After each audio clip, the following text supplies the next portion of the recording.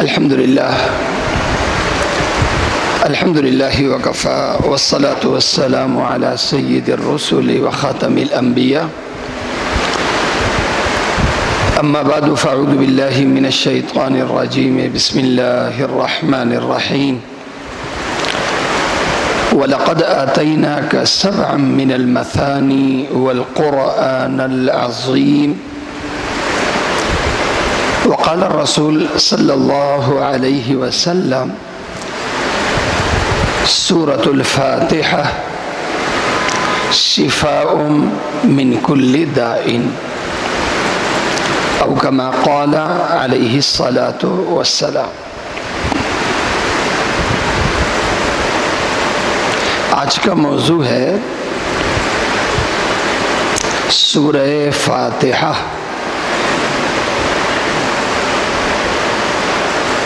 قرآن کریم میں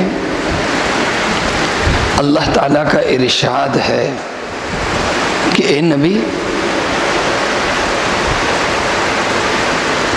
دنیا کے دوسرے لوگوں کو ہم نے مال دیا ہے، وسائل دیے ہیں، خدا کا تجھ پر عظیم احسان یہ ہے کہ اس اللہ نے تجھے قرآن عظیم اور سبع مثانی یعنی سورہ فاتحہ، یہ دو عظیم نعمتیں اللہ تعالیٰ نے تجھے عطا کی ہیں۔ دنیا والوں کو ملا ہے مال، اے نبی تجھے ملا ہے اللہ کی طرف سے قرآن اور سورہ فاتحہ۔ سورہ فاتحہ کے لیے قرآن کریم نے سبع مثانی کا لفظ استعمال کیا ہے۔ سبع کے معنی 7 یعنی 7 آیتیں۔ سورہ فاتحہ 7 آیتوں میں مشتمل ہے۔ الحمدللہ رب العالمین سے اگر سورہ فاتحہ کا آغاز کریں تو پھر صراط الذین انعمت علیہم یہ 6ٹھی آیت ہو جائے گی، غیر المغضوب علیہم ولا الضالین یہ 7ویں آیت ہو جائے گی۔ ایک رائے یہ ہے۔ دوسری رائے یہ ہے کہ بسم اللہ الرحمن الرحیم یہ سورہ فاتحہ کا جز ہے، لہذا سورہ فاتحہ الحمد سے شروع نہیں ہو رہی بلکہ بسم اللہ سے شروع ہو رہی ہے۔ تو بسم اللہ پہلی آیت اور صراط الذین انعمت علیہم یہ 7ویں آیت، لہذا سبع کے معنی 7 آیتیں۔ مثانی کا ترجمہ عربی میں آتا ہے وہ عمل جسے بار بار دہرایا جائے۔ وہیں بیٹھ جائیں۔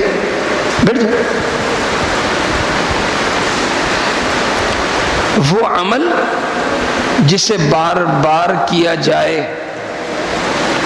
وہ بات جسے بار بار دہرائی جائے۔ تو بار بار دہرایا جانے والا عمل اسے عربی میں مثانی کہتے ہیں۔ سورہ فاتحہ کی یعنی قرآن کریم کی پہلی سورت سے لے کر آخری سورت تک ان سورتوں میں سب سے زیادہ پڑھی جانے والی سورت، سب سے زیادہ پڑھی جانے والی سورت،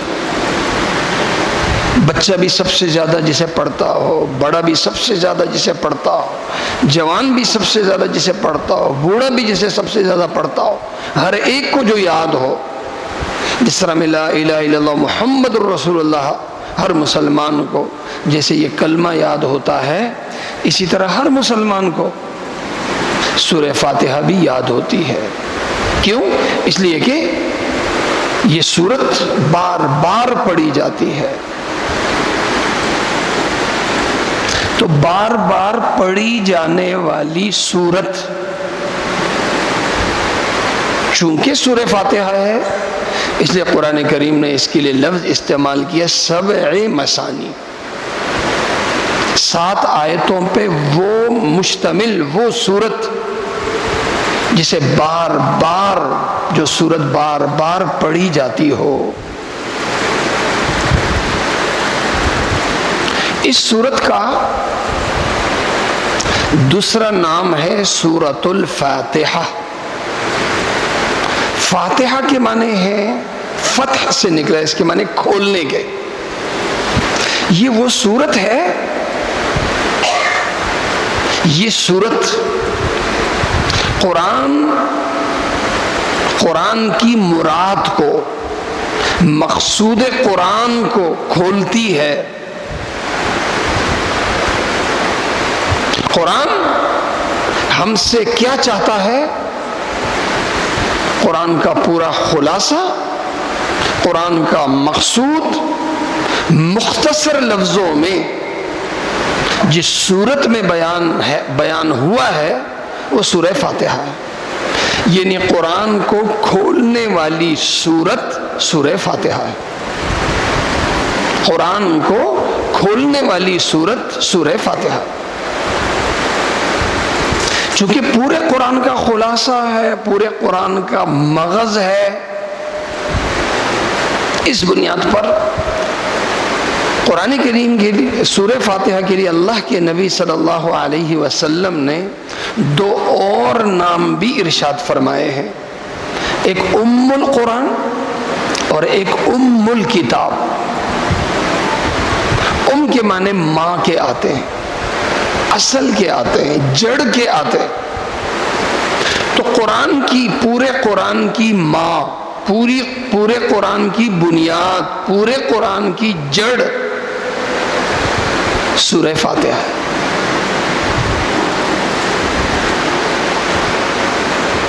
چونکہ پورے قرآن جیسے سمندر کو سمیٹا جائے کوزے میں، تو یہ کوزہ ہے قرآن کے سمندر کے.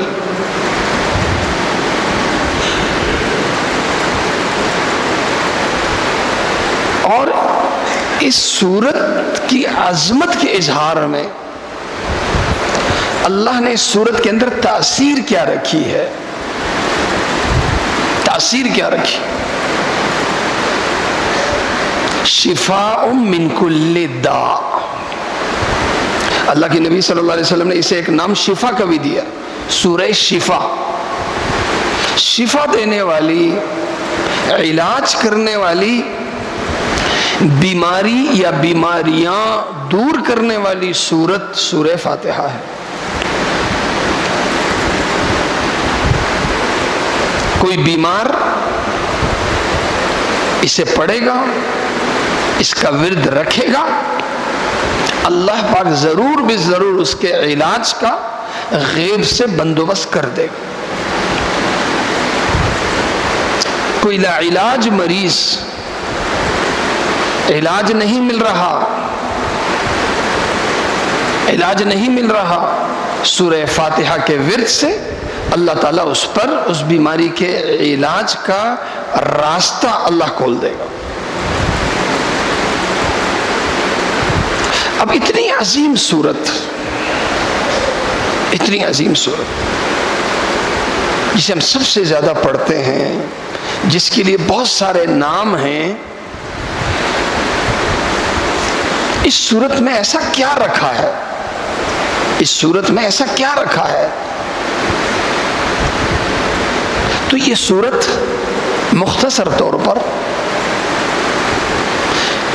خدا کی شان، بندے کی شان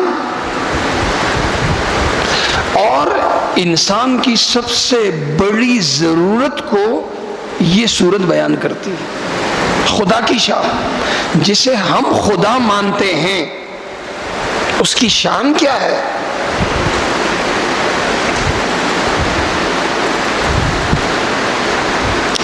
جس خدا کو ہم مانتے ہیں، ہم اس خدا کے لیے کیا ہیں؟ بندے کی شان۔ اس اللہ سے ہماری سب سے بڑی اور بنیادی درخواست کیا ہے؟ ہماری سب سے بڑی ضرورت کیا ہے؟ تو خدا کی شان، بندے کی شان، اور بندے کی سب سے بڑی ضرورت، ساری ضرورتوں پہ سب سے اوپر جو ضرورت ہے، سورہ فاتحہ اس ضرورت کو بیان کرتی ہے۔ خدا اور بندے کا تعلق، اور اس تعلق کے بعد انسان کی سب سے بڑی ضرورت کی درخواست اللہ تعالیٰ سے کی گئی۔ سورہ فاتحہ دعا ہے، درخواست ہے۔ ایک بچہ، اسکول کا ایک بچہ جب پرنسپل کو درخواست دیتا ہے تو اسے درخواست لکھنے کا طریقہ سیکھنا پڑتا ہے۔ کسی ادارے کا ملازم جب اپنے کسی بڑے کو درخواست دیتا ہے تو درخواست کا طریقہ اسے سیکھنا پڑتا ہے، ایسے نہیں کہ جو آیا منہ پہ وہ لکھ دیا، نہیں۔ درخواست خدا کے سامنے ہم سورہ فاتحہ کی صورت میں پیش کرتے ہیں، اور درخواست کا یہ طریقہ رب عظیم نے اس امت کو سکھایا ہے۔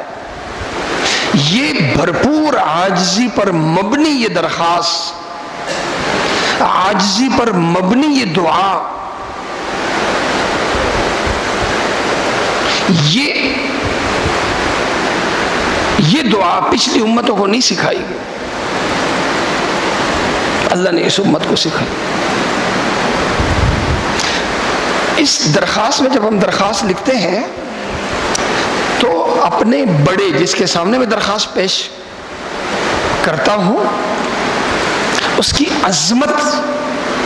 عظمت بیان کرتا ہوں، جناب کہہ کے، پرنسپل کہہ کے، الفاظ ہیں، یہ ادب ہے، یہ ظاہر کرنا ہے کہ میں کم، میں چھوٹا، آپ بڑے۔ اللہ کے بندے ہونے کی حیثیت سے اللہ کے سامنے میں کیا، اللہ کی شان میں کیا بیان کروں؟ الحمدللہ، اے اللہ، دنیا میں جتنے کمالات ہیں، جتنے کمالات ہیں، جتنی ترقیاں ہیں، جتنی کامیابیاں ہیں، اے اللہ، یہ انسانی عقل کی وجہ سے نہیں، یہ علم، سائنس، ٹیکنالوجی کی وجہ سے نہیں، اے اللہ، یہ جو کچھ ہے دنیا میں، جو اچھائیاں ہیں، جو ترقی، جو کچھ ہے، اے اللہ، یہ تیری وجہ سے۔ میں جس دماغ کو استعمال کر کے کام کرتا ہوں، یہ دماغ اے اللہ تیرا دیا ہوا ہے۔ جن وسائل کے ذریعے میں کامیابی حاصل کرتا ہوں، اے اللہ، یہ وسائل میں نے پیدا نہیں کیے، اے اللہ، پیدا بھی تو نے ہی کیے اور عطا بھی تو نے کیے، لہذا میرا سب کچھ میرا نہیں، اللہ تیرا ہے۔ اے اللہ، تیرا دیا ہوا سب کچھ، اے اللہ، یہ میرا نہیں، یہ تیرا ہے۔ اپنی فنائیت کہ میں کچھ نہیں، دنیا کی کوئی چیز کچھ نہیں، سب کچھ اے اللہ تیری ذات ہے، لہذا ہر کمال، ہر کامیابی اگر کسی کو ملی ہے یا دنیا میں آئی ہے یا مجھے ملی ہے، اے اللہ، یہ میری وجہ سے نہیں، اے اللہ، یہ صرف تیرے فضل کی وجہ سے، اے اللہ، یہ سب کچھ تیری عطا ہے۔ الحمدللہ رب العالمین،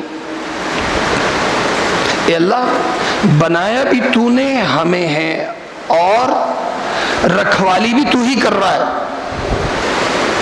انسان اپنی عمر کو دیکھتا ہے سن ولادت سے پہلے، 1 سال پہلے، 2 سال پہلے وہ نہیں تھا دنیا میں، وجود میں آیا، ماں کے پیٹ میں بنا، ماں کے پیٹ میں بننے کے لیے کسی کی کوئی محنت، کسی کا کوئی دخل، کچھ نہیں. اندر اگر یہ پورے طور پر کامل مکمل طور پر کسی نے بنایا ہے تو وہ اللہ کی ذات ہے. نہ اس میں والدین کی محنت شامل ہے، نہ ڈاکٹروں کی کوئی تجربہ یا ان کی کوئی دوائی شامل ہے، یا سائنس اور ٹیکنالوجی کی کوئی طاقت اس میں شامل ہے. اللہ کے فضل سے یہ انسان کامل مکمل بن کے بھرپور دماغ کے ساتھ، جسم کی سلامتی کے ساتھ اس دنیا میں آتا ہے، اور پھر یہ نشو و نما پاتا ہے. جب آتا ہے کچھ نہیں ہوتا، اور ایک عرصے کے بعد سب کچھ بن جاتا ہے. یہ خود سے نہیں ہوتا، اللہ کرتا ہے. اللہ کرتا، بنانے والی ذات بھی وہی، رکھوالی بھی وہی ذات کر رہی ہے، پال بھی وہی ذات پال رہی ہے. ہماری سب سے بڑی ضرورت پانی ہے، سب سے بڑی ضرورت ہماری خوراک ہے، ہماری ضرورت روشنی ہے، ہماری ضرورت ہوا ہے. مفت میں یہ سب کچھ ہمیں مل رہا ہے، پانی مفت، ہوا مفت، روشنی مفت. یہ سب سے بڑی ضرورتیں ہمیں مل رہی ہیں، یہ خدا کی قدرت سے اللہ دے رہا ہے. اگر ہم یہ کہیں کہ میری محنت سے میں پل رہا ہوں، میں مال سے پل رہا ہوں، تو ٹھیک ہے، آپ کو 1 اربوں روپے دے دیتے ہیں، چاند پہ آپ کو بھیج دیتے ہیں، وہاں پیسے کی بنیاد پہ آپ پل کے دکھا دو. دنیا کے سارے سائنسدانوں کو جمع کر کے ہم چاند پہ بھیج دیتے ہیں، چاند کو وہ زمین جیسی جگہ بنا کے دکھا دیں. پانی دنیا کے کونے کونے تک سمندر سے جو ذات پہنچا رہی ہے وہ اللہ ہے. اس زمین کے اندر ہماری ہر ضرورت اگر نکل رہی ہے، پیداواری صلاحیت اس زمین کے اندر اگر پیدا ہے تو وہ صلاحیت اس اللہ نے پیدا کی ہے. ہوا ہے، اذیت سے پاک ہوا چلتی ہے، روشنی ملتی ہے. یہ سائنس کے زور پہ نہیں، مال کے زور پہ نہیں، انسانی عقل کے زور پہ نہیں، یہ صرف اللہ کے فضل سے. وہ طاقتور ترین ذات، اس کی سب سے بڑی شان کیا ہے؟ سب سے بڑی شان، ہمیشہ جب انسان کے پاس طاقت ہوتی ہے نا، دنیا کا طاقتور ترین انسان اپنے آپ کا اظہار طاقت کی صورت میں کرتا ہے، رعب اور دہشت کی صورت میں کرتا ہے کہ میں طاقتور ہوں، مجھے طاقتور نظر آنا چاہیے. لہذا پیسہ آیا تو ساتھ گارڈ بھی رکھ لیا، وزارت یا بڑا عہدہ ملا تو 2 4 5 گاڑیاں آگے پیچھے بھی چل رہی ہیں تاکہ پتہ چلے میں کون ہوں، لوگ مجھ سے ڈریں، جہاں جاؤں وہاں میری دہشت ہو. طاقت اور دہشت، طاقت اور رعب، یہ لازم ملزوم. لیکن اس عظیم ترین طاقتور ترین ذات کی سب سے بڑی شان کیا ہے؟ جب اس کا تصور آتا ہے تو رحم کے ساتھ آتا ہے، انتقام اور گرفت کے ساتھ نہیں آتا. اس لیے بسم اللہ الرحمن الرحیم میں رحمان رحیم کا تکرار، پھر دوبارہ رحمان رحیم، کہ جو میرے بندے ہیں جب وہ کوئی جرم کرے، کوئی گناہ کرے تو ان کے دل میں اس طرح کا خوف نہ ہو جو ایک پولیس افسر کا آتا ہے، طاقتور ادارے کا آتا ہے. یہ تصور نہ ہو کہیں میرا بندہ مجھ سے مایوس نہ ہو جائے. بڑے سے بڑا گناہ کرنے کے بعد اس کی امید اس کی نا امیدی پر غالب ہو، اسے معلوم ہو کہ میرا وہ اللہ مجھے معاف کر دے گا. وہ اللہ جس کی حکومت اس دنیا میں ہے، لیکن اس اللہ نے ظاہری طور پر انسان کو اور انسانی طاقتوں کو اختیارات دیے ہیں. دکھنے میں لوگ با اختیار لگ رہے ہیں، لیکن ایک جہاں اور ہے، مرنے کے بعد کا جہاں، قیامت کا دن، بدلے کا دن، حساب کا دن. اس جہاں میں اللہ ہی بادشاہ ہوگا، اللہ ہی جج ہوگا، اللہ ہی محتسب اور احتساب کرنے والا ہوگا، اللہ ہی انعام دینے والا ہوگا، اللہ ہی سزا دینے والا ہوگا، اول بھی وہی آخر بھی وہی، مالک یوم الدین۔ میرے اس اللہ کی شان یہ ہے، ایاک نعبد و ایاک نستعین۔ اے اللہ میری شان بھی تو دیکھیں۔ ایاک نعبد کا ترجمہ یہ نہیں ہے کہ اللہ تجھ ہی کی ہم عبادت کرتے ہیں، نہیں، اس کا ترجمہ ہے اے اللہ تجھ ہی کی ہم غلامی کرتے ہیں۔ اے اللہ ہم صرف تیرے غلام ہیں، کسی اور کے نہیں۔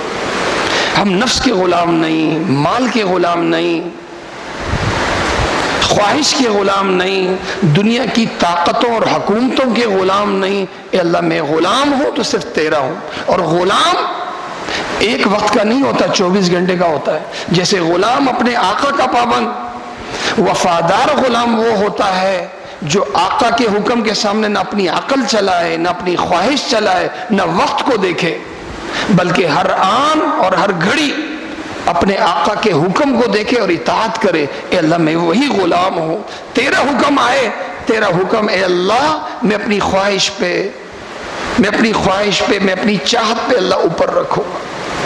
وَإِيَّاكَ نَسْتَعِينُ، اور اے اللہ میں ان غلاموں کی طرح نہیں ہوں جو عام غلام ہوتے دنیا میں آقا کے سامنے کہ دوسروں سے بھیک مانگ رہے ہوتے ہیں، جب ضرورت آتی ہے ان کی کھانے کے لیے ہاتھ پھیلا رہے ہوتے ہیں، ہر ضرورت کے لیے۔ اللہ نہیں، میری جب بھی کوئی ضرورت آئے گی، جب بھی کوئی حاجت آئے گی، اے اللہ میں جب بھی ہاتھ پھیلاؤں گا، مدد مانگوں گا، تو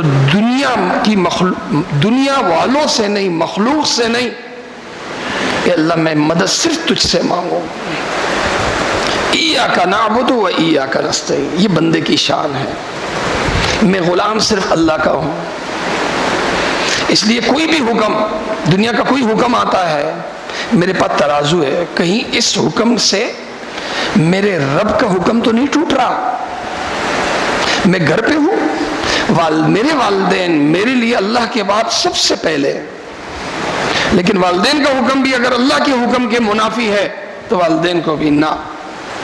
میں جس ادارے میں کام کر رہا ہوں، اس ادارے میں کوئی حکم مجھے ملتا ہے وہ خدا کے حکم کے منافی ہے تو میں خدا کا غلام ہوں، ادارے کا نہیں۔ میں کہیں بھی رہ رہا ہوں، میرے سامنے سب سے پہلے خدا کا قانون، خدا کا دین سب سے پہلے۔ خدا کے دین کی اگر کوئی چیز موافق ہے تو قبول ہے، منافی ہے تو مردود ہے، رد ہے۔ میری بڑی بڑی ضرورتیں آتی ہیں، میں خدا کا خوددار غلام ہوں، میری شان یہ نہیں ہے کہ میں اس کے سامنے جا کے رونا شروع کروں، اس کے سامنے نہیں۔ میں ایسا رہوں کہ غریب ہونے کے باوجود دنیا مجھے یہ تصور کرے کہ یہ بندہ ایسا ہے کہ کتنی بڑی ضرورت اس کی آتی ہے، یہ کسی کے سامنے دستے سوال نہیں پھیلاتا، اور جب بھی ضرورت آتی ہے خدا کے سامنے میں ہاتھ دستے سوال پھیلا دے۔ خدا کی شان بیان ہوئی، بندے کی شان بیان ہوئی، آگے اہدنا الصراط المستقیم سے انسان کی سب سے بڑی ضرورت کیا ہے اس کا بیان ہے۔ انشاءاللہ تفصیل سے اس پر بات اگلے جمعے میں کریں گے۔ اللہ تعالیٰ عمل کرنے کی توفیق عطا فرمائے۔ اذان ہوگی، اذان کے بعد سنت پڑھیں۔